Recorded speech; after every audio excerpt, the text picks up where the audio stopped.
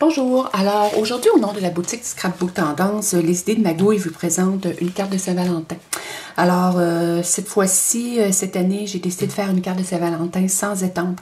Alors je vais plutôt y aller avec un petit peu plus de mix média. Alors ça fait changement à mes habitudes normales, mais je trouve que le résultat est quand même intéressant.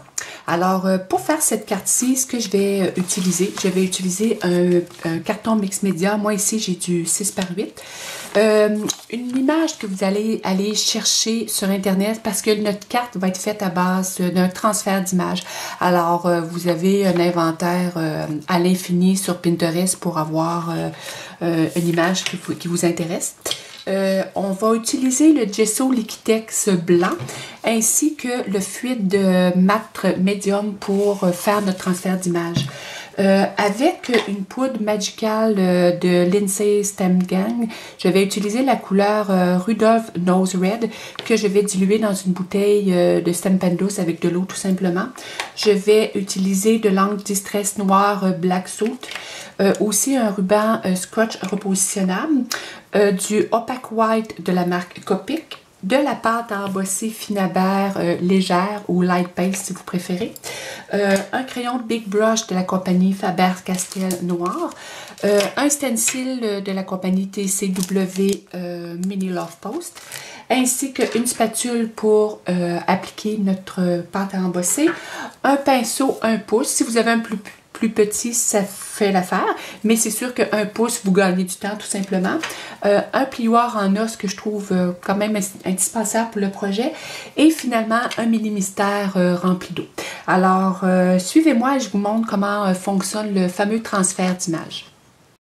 Alors, première étape, pour faire ma carte, je vais aller choisir mon image sur Internet.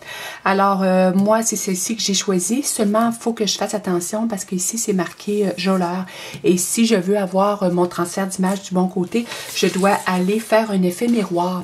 Moi, je le fais avec ma silhouette parce que vraiment, c'est un jeu d'enfant faire ça avec la silhouette. Mais par contre, vous pouvez le faire avec Word ou peu importe les logiciels d'écriture, ça fonctionne aussi.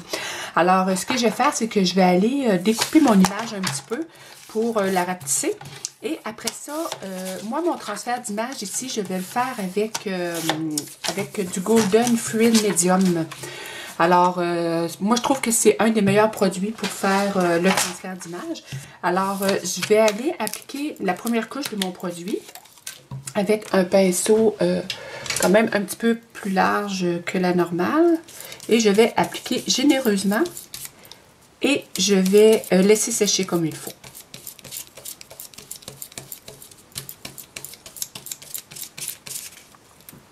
Alors, en attendant que la première couche de mon fluide médium sèche, je vais prendre un carton mix média et je vais aller appliquer ma préparation de surface, soit mon gesso. Alors, je fais tout simplement avec mon gesso Liquitex professionnel, tout simplement à la limite une goutte de gesso et on va étendre le tout.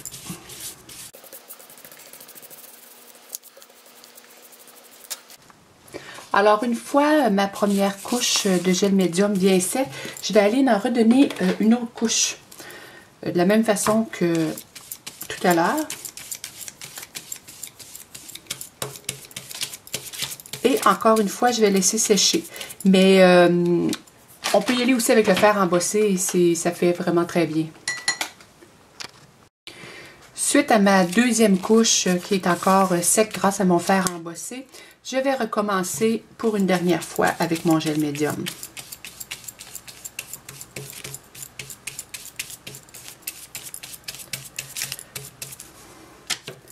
Et je fais ceci.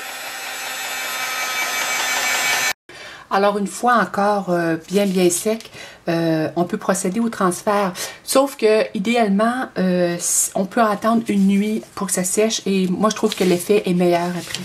Alors, ce que je fais, c'est que je vais chercher le carton que j'avais mis mon gesso tout à l'heure et je vais aller remettre ma couche de médium mat ici sur mon carton.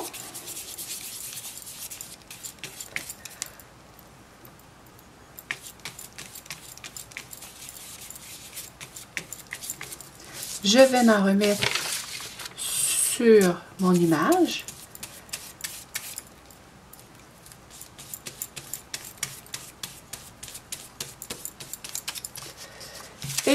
une fois de plus, je vais coller mes deux morceaux ensemble et avec un plioir en os, je vais faire bien attention pour bien faire adhérer notre image.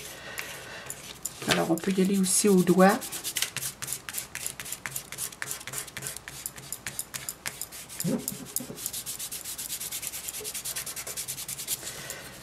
Et j'y retourne avec mon plioir. Le plioir ferait vraiment un bel ouvrage ici parce qu'il enlève les bulles et il fait vraiment adhérer comme il faut notre image.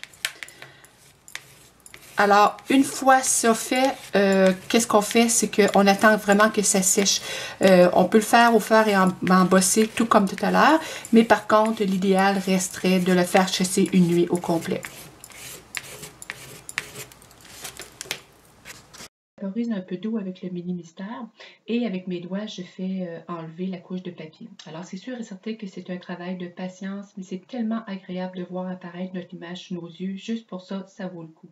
Alors, pour vous donner une petite idée entre la différence du séchage au fer et embossé et d'un séchage naturel la nuit, la première carte que j'avais fait, je l'avais fait en faisant sécher avec un fer embossé. Et quand j'ai décidé de faire ma vidéo, je l'ai fait sécher toute la nuit. Et vraiment, il y a une bonne écart entre les deux. Ici, j'ai vraiment, celle qui a séché toute la nuit est vraiment pas pelucheuse. Mon image est presque intacte.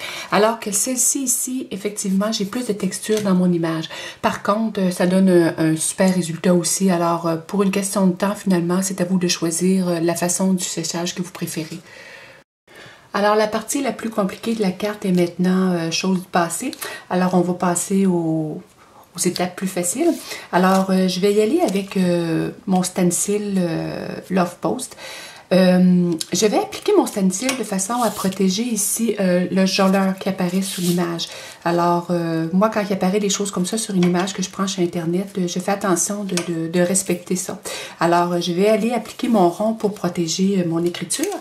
Et étant donné qu'il y a des traits ici que je ne veux pas dans mon stencil, je ne veux pas que ma pâte à embosser passe au travers. Alors, ce que je vais faire, c'est que je vais appliquer un ruban scotch repositionnable aux endroits où je ne veux pas que ma pâte à embosser passe. Alors, je ne veux rien dans son visage. Le post ici, étant donné qu'il arrive sur son œil et que je veux protéger son œil, alors ce que je vais faire, je vais aller mettre encore ici un petit bout de papier pour le cacher. Et le reste, le reste, ça me convient. Alors, peut-être ici, peut-être ici que je viens de voir un petit accroc qui pourrait affecter son œil, alors je vais aller tout simplement le cacher. Alors, je garde le reste intact. Alors, pour aller faire ma texture, ce que je vais faire, c'est que je vais utiliser la pâte à embosser Finnabair Light Paste. Alors, tout simplement, avec une spatule, je vais prendre soin d'aller compléter, d'aller remplir les espaces du stencil.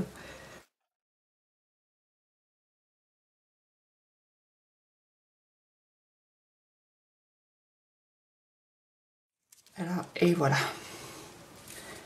Alors, voilà, le tour est joué.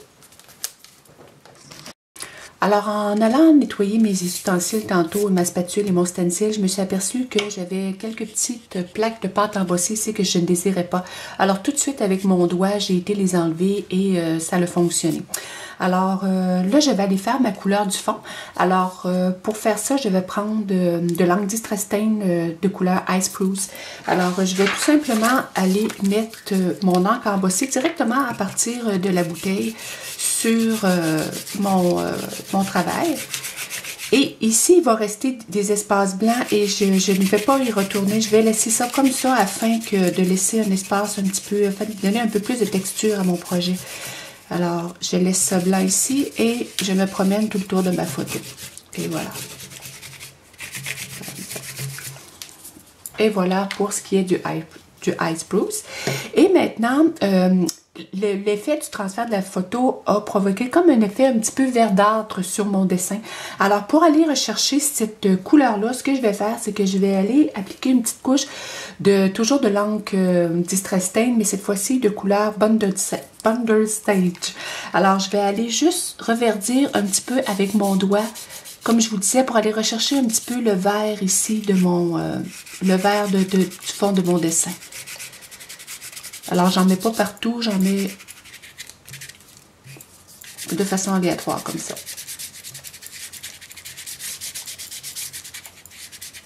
Et voilà.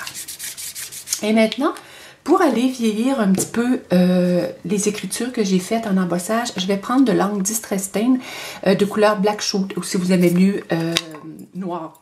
Alors, avec mon doigt, je vais y aller juste pour aller effleurer mon embossage. Là, mon encre était peut-être un petit peu humide pour faire ça. Mais ça fait un effet quand même très joli. Alors, je vais aller noircir ici mon bas pour aller couper mon image et ici en haut pour aller couper mon image aussi. Et voilà. Alors, ça ressemble à ça. Alors, pour faire mes cœurs, ce que j'ai fait, c'est que je me suis fait un encre dans une bouteille vide de Stampin' Douce avec une poudre magicale de Ladies Stamp Gang. Moi, ici, c'est la couleur Rudolph Nose Red. Alors, j'ai mis un petit peu de poudre et de l'eau dans ma bouteille et j'ai tout simplement mélangé. Alors, je vais aller rechercher mon stencil et je vais aller l'appliquer. Étant donné que j'avais mis de la pâte à embosser tout à l'heure, il se place parfaitement bien. Alors, toujours avec mon ruban scotch repositionnable, je vais aller protéger les surfaces que je ne veux pas avoir rouges. Alors, c'est sûr et certain que le haut de ma page, je n'en veux pas. Son visage, je vais le protéger, mais pour être certaine, étant donné que c'est un liquide, je vais aller lui donner une petite chance pour être certaine que ça n'embarque pas dedans. Alors, je vais aller mettre un ruban repositionnable. Mes côtés, ici, la même chose. Ici. Par contre, je vais laisser ici au centre parce que, vous allez voir tout à l'heure, je veux laisser couler mon encre. Alors, ça va me permettre comme une petite porte de sortie ici pour que mon encre coule. Alors ici, je vais aller lui mettre un petit pot de de ruban scotch et encore un autre ici. Et j'en mettrai un petit dernier ici. Et voilà. Alors, je vais aller protéger ma surface du dessus pour être certaine que ça n'embarque pas sur mon projet. Et je vais aller protéger aussi mon autre côté ici. Et encore une fois, avec mon ruban. Et voilà, j'y vais. Alors, je mélange mon eau comme il faut. J'essaye d'appliquer le plus collé comme il faut sur mon dessin. Et je vais appliquer. Je vais me dépêcher d'enlever ma surface. Et je vais faire tout simplement descendre l'encre de mes cœurs. Et on laisse sécher. Alors, une fois sec, on peut voir le super effet que ce produit-là, cet angle-là produit. C'est vraiment beau. C'est comme nacré un peu. C'est vraiment joli. Alors, mais moi, je les trouve un peu trop éclatants. Alors, je vais aller leur donner une certaine vie avec le crayon Faber-Castell, le Big Brush de couleur noire. Alors, ce que je vais faire, c'est que je vais aller contourner mon cœur ici. Et avec mon doigt, je vais aller tout simplement estomper ma couleur, afin d'aller noircir et donner un peu de profondeur à mon cœur. Alors, je vais y aller comme ça ici. Je vais y aller de l'autre côté. Ça fait de très jolis doigts, mais ça vaut vraiment la peine. Ça, je vais aller vieillir celui-là ici aussi. Comme ça, je pense que je vais en mettre un petit peu plus ici. Et voilà. Alors, ce que je vais faire, c'est que je vais sortir ma lingette. Avec ma lingette de bébé, je vais essuyer mon doigt et je vais y retourner pour alléger le tout. Et voilà. Ça fait une super de belle ombre, ça. J'adore le crayon Big Brush pour ça. Alors, et voilà, mes cœurs sont un petit peu plus foncés. Et je vais aller mettre une petite goutte de lumière avec mon Copic Opaque White. Alors, sur chaque bout de mon cœur pour lui donner une certaine luminosité. Alors, j'y vais avec mon pinceau, tout simplement. Et je vais faire une petite encoche de clarté sur mes cœurs.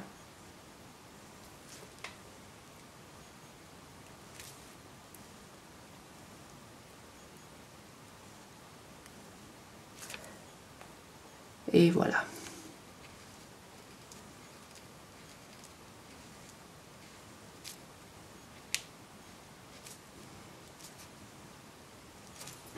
Et voilà pour mes cœurs.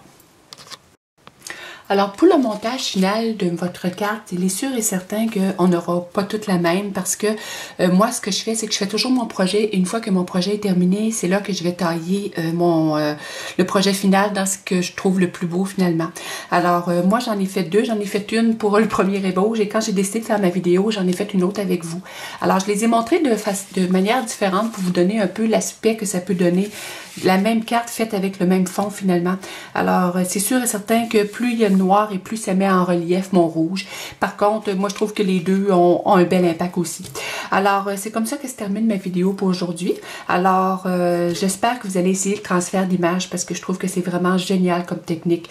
Il est sûr et certain que je vous garantis pas la réussite au premier essai, mais ça vaut vraiment la peine de persévérer parce que ça donne vraiment de beaux résultats. Alors, on se revoit très bientôt pour une prochaine vidéo, mais d'ici ce temps-là, je vous souhaite une très belle Saint-Valentin.